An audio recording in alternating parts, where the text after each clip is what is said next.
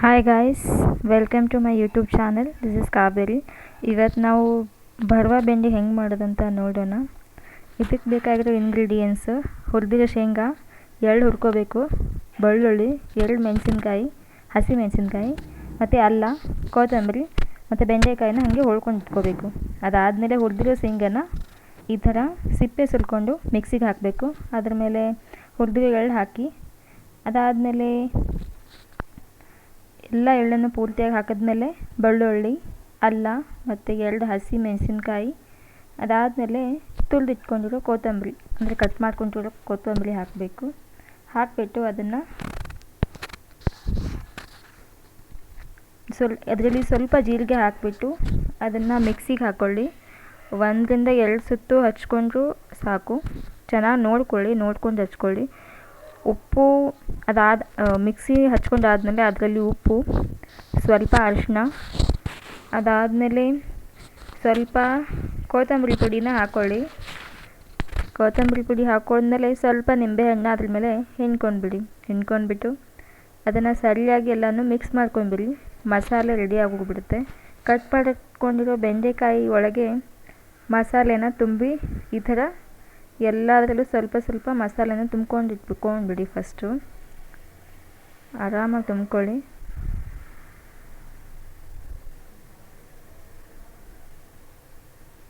ತುಂಬ್ಕೊಂಡು ಮೇಲೆ ಬೆಂಡೆಕಾಯಿ ಸ್ವಲ್ಪ ನೋಡ್ಕೊಂಡು ತುಂಬ್ಕೋಬೇಕು, ಸರಿಯಾಗಿ ಎಲ್ಲದಕ್ಕೂ ಆಗೋ ಥರ ತುಂಬ್ಕೊಂಡು. ಈಗ ನಮ್ಮದು ಭರವ ಬೆಂಡಿ ರೆಡಿಯಾಗಿದೆ. ಇದನ್ನು ನಾವು ಫ್ರೈ ಮಾಡೋಣ. ಫ್ರೈ ಮಾಡೋದಕ್ಕೆ ಒಂದು ಕಡಾಯಿನ ಗ್ಯಾಸ್ ಮೇಲೆ ಇಟ್ಟಿದ್ದೀನಿ. ಸ್ವಲ್ಪ ಹೊತ್ತು ಬಿಸಿ ಆದಮೇಲೆ ಒಂದು 5ರಿಂದ 6 ಸ್ಪೂನ್ ಎಣ್ಣೆ ಹಾಕ್ಕೊಂಬಿಡಿ. ಅದರಲ್ಲಿ ಜೀರಿಗೆ ಹಾಕ್ಕೊಂಬಿಡಿ. 1-2 ಸ್ಪೂನ್ ಹಾಕ್ಕೊಂಡ್ರೂ ನಡೆಯುತ್ತೆ, ಅಪ್ರಾಕ್ಸಿಮೇಟ್ಲಿ ಹಾಕ್ಕೊಳ್ಳಿ. ಅದಾದಮೇಲೆ ಅದ್ರ ಮೇಲೆ ನಾನು ಪೌಡರ್ ಹಾಕಿದ್ದೀನಿ, ಹಿಂಗ್ ಪೌಡರು. ಸ್ವಲ್ಪ ಇದಾದಮೇಲೆ ಹಿಂಗ್ ಪೌಡರ್ ಹಾಕಿದ್ಮೇಲೆ ನೀವು ತುಂಬ್ಕೊಂಡಿರೋ ಮಸಾಲೆ ಬೆಂಡಿಗಳನ್ನು ಅದರಲ್ಲಿ ಹಾಕಿ ಗ್ಯಾಸ್ನ ಮೀಡಿಯಮ್ ಸ್ಟೇಜಲ್ಲಿ ಇಟ್ಕೊಂಡ್ಬಿಟ್ಟು ಆರಾಮಾಗಿ ಫ್ರೈ ಮಾಡ್ಕೊಳ್ಳಿ. ಅದ್ರ ಮೇಲೆ ಸ್ವಲ್ಪ ಗರಂ ಮಸಾಲ ಹಾಕ್ತಾಯಿದ್ದೀನಿ, ಟೇಸ್ಟಿಗೆ ಸರಿಯಾಗಿರಲಿ ಅಂತ. ಸೊ ಒಂದು ನಿಮಿಷ ಬಿಟ್ಟು ಹಾಗೆ ಫ್ರೈ ಮಾಡ್ಕೋತಾ ಇರಿ.